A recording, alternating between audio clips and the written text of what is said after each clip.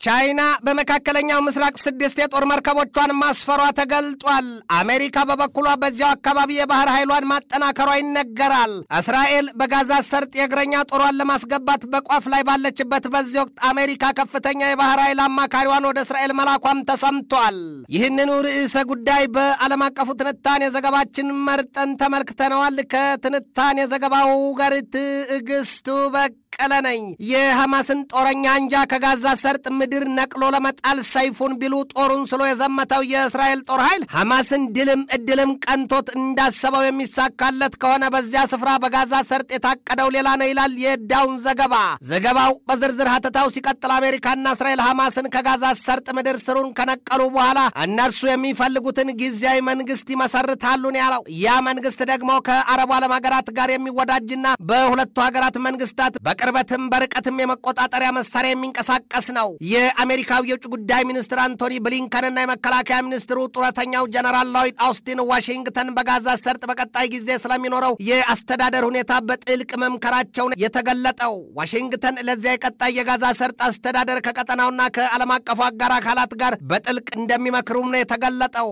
የአሜሪካዊ መከላከያ ሚኒስትር ሎይድ አውስቲን ከኤቢሲ ኒውስ ጋር በነበራቸው ሰፊ ቃለ ምልልስ የጋዛ ሰርጥ ጉዳይ ለአንድና ለሌላ ወገን መሸጋገር አለበት። ሐማስ ከተባለ ሐማስ አሸባሪ ኃይል ነው። ሐማስ የፍልስጤምን ህዝብ የሚወክል አይደለም። እናም ሐማስ ከጋዛ ሰርጥ ምድር ፈጽመው እንዲወገድ እስራኤል ትሰራለች ነው ያሉት የአሜሪካው የውጭ ጉዳይ ሚኒስትር አንቶኒ ብሊንከን በበኩላቸው ከኤንቢሲው ጋዜጠኛ ጋር ሲነጋገሩ እስራኤል ሐማስን ከጋዛ ሰርጥ ካስወገደች በኋላ የጋዛ ሰርጥን ለመምራት አትሻም፣ ሽብርተኞችን አጽድታ ያንን ምድር ትለቃለች ሲሉ አብራርተዋል። የአሜሪካ ባለስልጣናት ይህንን ይበሉ እንጂ ታዲያ ይሄ ለይስሙላ ላፋቸው ነው የሚሏቸው አሉ። እንዴት ቢሉ ደግሞ አሜሪካና እስራኤል የዚያን በፍልስጤማኑ እጅ ያለ መሬት እንዳብነትም የጋዛ ሰርጥን፣ የዌስት ባንክን፣ የቤካ ሸለቆን፣ የዮርዳኖስ ወንዝ ሸለቆና ሌሎች ለም ስፍራዎችን ከፍልስጤማኑ አላቀው ለእስራኤል ይዞታ የማድረግ ጥልቅና ሰፊ ወዲያም የተራቀቀ ቀመር እንዳላቸው ይነገራል።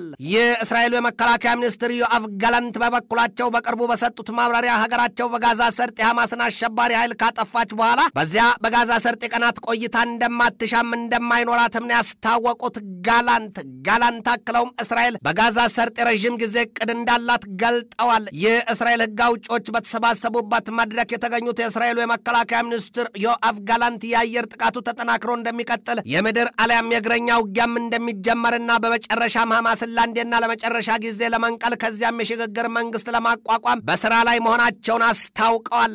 እንደቅዱ ታዲያ በጋዛ ሰርጥ የሚቋቋመው መንግስት በአረብ ሀገራት የሚደገፍ ለምሳሌም በግብፅ፣ በሳውዲ አረቢያ፣ በተባበሩት አረብ ኤምሬትና በዮርዳኖስ እንዲሁም በተባበሩት መንግስታት ድርጅት ሙሉ ድጋፍ የሚደረግለት መሆኑን የአሜሪካ የመገናኛ ብዙሃን ዘገባ ያስረዳል። የዳውን ዘገባ እንደሚያትተው ዋሽንግተን ሌሎች የአረብ ሀገራትንም በጋዛ ሰርጥ የሚቋቋመውን የሽግግር መንግስት ድጋፍ ያደርጉ ዘንድና የአብርሃም ስምምነት ይተገበር ዘንድ አሜሪካ በክራ እንደምትሰራ ተገልጧል። ይሁንና ግን እስራኤል አሁን በያዘችው የጋዛ ሰርጥ የእግረኛ ጦር ማስገባት ሂደት ዋሽንግተን እስራኤል በጋዛ ሰርጥ የእግረኛ ጦርነት ብትጀምር አንድም የረዥም ጊዜ ጦርነት፣ ሁለትም ጨርሶም የማታሸንፈው ጦርነት ይሆናል ስትል ፍርሃት እንደገባት ትገልጣለች። አሜሪካ ለዚህ ስጋቷ በአፍጋኒስታን ለ20 ዓመታት የገባችበትን ጦርነት በሽንፈትና በከፋ ውርደት መውጣቷን ታውቀዋለች። እናም እስራኤል በጋዛ ሰርጥ ተመሳሳይ ጣል ሊገጥማት ይችላል ስትል አሜሪካ እስራኤል የእግረኛ ኃይሏን በጋዛ ሰርጥ እንዳታስገባ ማወትወቱ አልቀረም። እስራኤል ጆሮ ዳባ ልበስ ብትለም የአሜሪካው ፕሬዚደንት ጆ ባይደን ባለፈው የእስራኤል ጉዟቸው ለእስራኤላውያን ሲነግሯቸው በጋዛ ሰርጥ የእግረኛ ውጊያ ለማድረግ ብላቸው አታስቦ በዚህ ጉዳይ ማትዋጡ እኛ እኮ አሉ ባይደን አሜሪካን ማለታቸው ነው። ታዲያም አሉ ባይደን እኛ እኮ በዚያ የአልቃይዳ የ9/11 የሽብር ጥቃት አሜሪካ ለአጸፋ እርምጃ በገባችበት ጦርነት ያየነው ፍትህም አለ ስህተትም ሰርተናል ነው ያሉት። በመካከለኛው ምስራቅ የአሜሪካ ማዕከላዊ የስለላ ተቋም ሲአይኤ ለብሉምበርግ በሰጠው ማብራሪያ በጋዛ ሰርጥ የሽግግር መንግስት ለማቋቋም ማለም የማይታመንም አስቸጋሪም ነው ያለው። ከዚያም በላይ የአረብ ሀገራትን በዚያ አቋም ማሳመን አይቻልም ነው ያለው። የአረብ ዓለም ሀገራት ቢሉ ሌሎችም ሀገራት የአልአክሳን መስጊድ መገኛ የኢየሩሳሌምን ከተማ አይናቸው እያየ ጆሮአቸው እየሰማ ልባቸው እያወቀ ጠቅልለው ቅድስቲቷን ከተማ ለእስራኤል ሲሰጡ የማይታለም ነገር ነው ይላሉ ተንታኞቹም። የአሜሪካው ፕሬዚደንት ጆ ባይደን ትናንት አመሻሽ በሰጡት ማብራሪያ ለአሁኑ በጋዛ ሰርጥ ምንም አይነት የተኩስ አቁም ስምምነት ሊኖር አይችልም ነው ያሉት። የባይደን አቋም ታዲያ ሐማስ የያዛቸውን ምርኮኞችና ታጋቾች በሙሉ ቅድሚያ መልቀቅ አለበት የሚል ነው። ሐማስ ባለፈው የአውሮፓውያኑ ጥቅምት 7 2023 ቅዳሜ ቅዳሜ ቀን ጥቃቱ ከ200 በላይ እስራኤላውያንና ሌሎችን ይዞ ወደ ጋዛ ሰርጥ መውሰዱ ይታወቃል።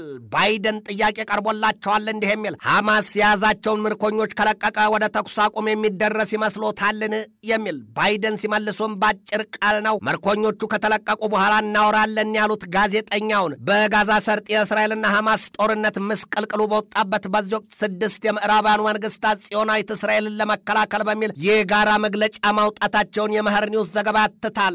የአሜሪካ፣ የካናዳ፣ የፈረንሳይ፣ የጀርመን፣ የጣሊያንና የእንግሊዝ መሪዎች በአንድነት ባወጡት መግለጫቸው እስራኤል ራሷን የመከላከል መብት እንዳላትና በጽናት አብረዋት እንደሚቆሙ መግለጣቸው ታውቋል። ሀገራቱ በእስራኤልና በሐማስ መካከል የሚካሄደውን ጦርነት ወደ ሌሎቹ የቀጠናው ሀገራት እንዳይስፋፋ በክረውን እንደሚሰሩም ነው ያስታወቁት። የአሜሪካው የውጭ ጉዳይ ሚኒስትር አንቶኒ ብሊንከን ትናንት አመሻሽ በሰጡት ማብራሪያ ሀገራቸው አሜሪካ ቀይ መስመር ስትል ያሰመረችው መስመር ከተቋረጠ በቀጥታ በእስራኤልና ሐማስ ጦርነት እንደምትገባ አስታውቀዋል። የአሜሪካው የውጭ ጉዳይ ሚኒስትር አንቶኒ ብሊንከንና የመከላከያ ሚኒስትሩ ሎይድ አውስቲን በጋራ ቆመው ሲያስጠነቅቁ በጋዛ ሰርጥ ገዢው የሐማስ ቡድን ከአጥፊ ግብሩ አሁንም የማይገታ ከሆነ እንዲሁም ያንን ጦርነት በመደገፍ ለሐማስ በአጋርነት የሚቆሙ ካሉ አሜሪካ በቀጥታ በዚያ ጦርነት ከእስራኤል ጋር ተሰልፋ የሚሆነውን ታደርጋለች ነው ያሉት። ሁለቱ የአሜሪካ ጎምቱ ባለስልጣናት በመግለጫቸው በመካከለኛው ምስራቅ ቀጠና የሚንቀሳቀሱ አንዳንድ መንግስታትና አሸባሪ ኃይሎች በቀጠናው በሰፈረው የአሜሪካ ኃይል ላይ ጥቃት በመሰንዘር ላይ ናቸው። ያንን ጥቃት የሚቀጥሉበት ከሆነም አሜሪካ ጥቃቱን ለመመከትና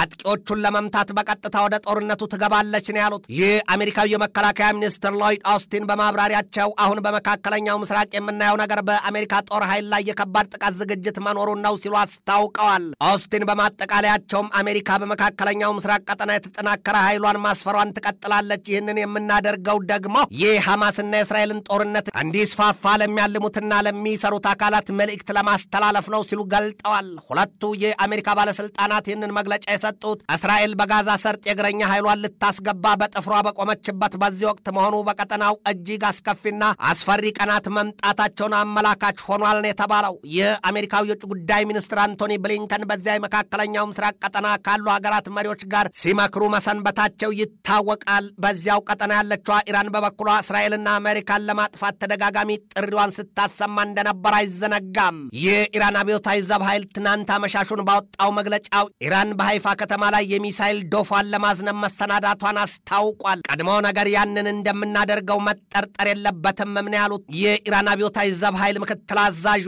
የኢራን አብዮታዊ ዘብ ኃይል ምክትል አዛዥ አሊ ፋዳቪ በሰጡት መግለጫ አስፈላጊ መስሎ በታያት ጊዜ ኢራን የእስራኤልን ሰሜናዊ ከተማ ሃይፋን በቀጥታ ታወድማታለች ነው ያሉት። ፋዳቪ ይህንን ያሉት በቴህራን ዩኒቨርሲቲ ለኢራናውያን ተማሪዎች ባደረጉት ንግግር ነው። አሜሪካ በበኩሏ ከፍተኛ የጦር ኃይሏን አዛዥ ወደ እስራኤል መላኳ ተሰምቷል። አሜሪካ እኛን ባለ 3 ኮከብ ጀነራሏን ነው በጋዛ ሰርጥ እስራኤል ላቀደችው የእግረኛ ውጊያ ቅድሚያ ያማክሩ ዘንድ ነው የላከቻቸው።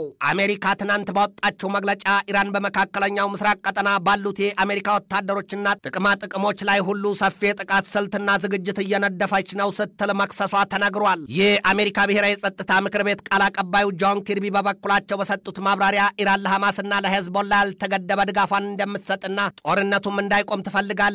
በጥቅልም ኢራን እስራኤልን በሁለቱ በሄዝቦላና በሐማስ ሰይፍ ልታስበላት ታጥቃ ቆማለች ነው ያሉት። አሁን ከአሜሪካ ወደ እስራኤል በአማካሪነት የተላኩት ባለ 3 ኮከቡ ጀነራል ሌፍትናንት ጀነራል ጄምስ ግሌን ናቸው። ሰውየው ጽኑ አቋም ያላቸውና በኢራቅ የተካሄደውን የአይኤስአይኤስ ጦርነት በብቃት የመሩ ሰው መሆናቸው ይነገራል። አሜሪካ እስራኤል በጋዛ ሰርጥ የምትወስደውን የእግረኛ ጦርነትና እርምጃ በማማከር ጦርነቱም የማይቀር መሆኑን አመላካች ሆኖ ተመንዝሯል። አግዚዮስ የዜና ተቋም ባሰራጨው ዘገባው ደግሞ አሜሪካ ከዚህ በኋላ እስራኤል በጋዛ ሰርጥ በምትጀምረው የምድር ውጊያ እንደምትሳተፍም የሚያሳይ ነው ብሎታል። ባለፈው ጥቅምት 7 2023 የአውሮፓውያኑ አቆጣጠር ቅዳሜ ዕለት የተፈጸመው የሐማስ ጥቃት እስራኤል እንደ ሀገር ከተመሰረተችበት ከዚያ ከ1948 ወዲህ የመጀመሪያውና ዘግናኙ ጥቃት ሆኖ ተመዝግቧል። እስራኤል ባወጣችው መግለጫ ደግሞ ከጥቅምት 7 2023 ቅዳሜ ቀን ወዲህ 1500 የሐማስን አሸባሪዎች ገድያለሁ ነው የምትለው። በመካከለኛው ምስራቅ ቀጠና ምስቅልቅል ይዘት ባለው ጦርነት የዓለም 3ቱ ኃያላን መንግስታት ውስጡን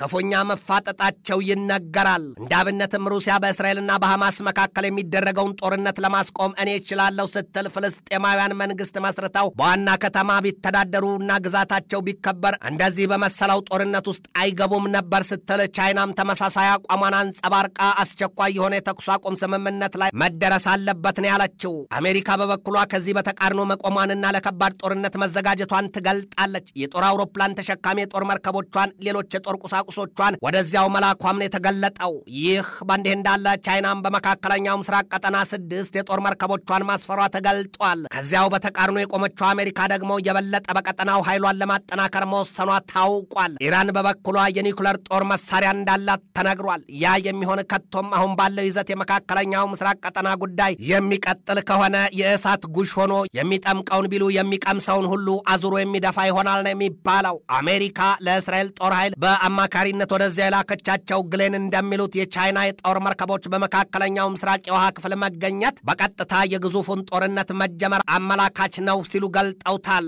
ግሌን የሚታዩት 6ቱ የቻይና የጦር መርከቦች ይምሰሉ እንጂ የሩሲያና የኢራን ደንዳና ትከሻ ስለመኖሩ የሚያጠራጥር አይደለም ነው ያሉት። ይሄ ከሆነ ደግሞ አሉ ግሌን ስህተተኛ መንገድ ነው፣ ያውም ወደ 3ኛው የዓለም ጦርነት የሚያስገባን አቋራጭ ሲሉ ግሌን አክለውም በርካታ ሀገራት በእስራኤል ላይ ፊታቸውን ማዞር ይዘዋል። ምክንያቱ ደግሞ የእነዚያ 3ቱ ሀገራት አቋም ነው ሲሉ ተደምጠዋል። ሌላው ቀርቶ ቢቢሲስ እንኳ ሐማስን አሸባሪ ብሎ ለመጥራት ምላሱን መሰብሰቡም ነው የሚነገረው። ይህ መካከለኛው ምስራቅ ቀጠና እንደዚህ የኮሶና የአሲድ ብጥብጥ በሆነበት በዚህ ወቅትና 18ኛ ቀኑን በያዘበት የፈረንሳው ፕሬዚደንት ኢማኑኤል ማክሮን እዚያው መድረሳቸው ታውቋል። ይህ ዘገባ እስከተጠናቀረበት ጊዜ ድረስም በእስራኤል ወገን ብቻ ከ1400 በላይ ሰዎች ሞተዋል፣ ከ5400 በላይ በጽኑ ቆስለዋል፣ 222 እስራኤላውያን ተማርከው ወደ ጋዛ ሰርጥ እንደተወሰዱ 4ቱ ብቻ መለቀቃቸው ከመነገሩ ውጪ ሌላ ፍንጭ የለም። በሐማስ በኩልም ከ5100 በላይ ፍልስጤማውያን መገደላቸውና ሌሎች በርካታ